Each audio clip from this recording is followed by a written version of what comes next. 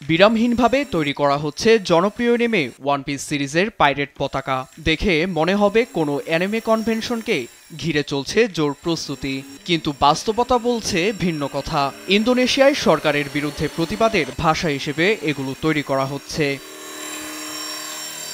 দ্রব্যমূল্যের ঊর্ধ্বগতি, চাকরি প্রাপ্তির অনিশ্চয়তা এবং সরকারের অদক্ষতার বিরুদ্ধে প্রতিবাদের অভিনব ভাষা হিসেবে এই পতাকা এখন পথে পথে, যা তরুণ প্রজন্মে এক প্রকার সাড়া ফেলেছে। শুরুর দিকে অনলাইনে শিক্ষার্থীদের মধ্যে এমন প্রতিবাদটি সীমাবদ্ধ ছিল। পরবর্তীতে অনলাইনের গণ্ডি পেরিয়ে দেশের বিভিন্ন স্থানের দেয়াল ও সড়কে এ পতাকা ছড়িয়ে পড়েছে। এ যেন আশা, স্বাধীনতা আর কর্তৃত্ববাদ রোধের ভিন্ন পন্থা। সরকারের বিরুদ্ধে এমন নীরব বিপ্লব মোটেই ভালো চোখে দেখছেন না প্রেসিডেন্ট প্রাবো সুবিয়ান্তো। সরকারের দাবি, অশুভ শক্তির ইন্ধনেই দেশকে অস্থিতিশীল করার পায়তারা চলছে।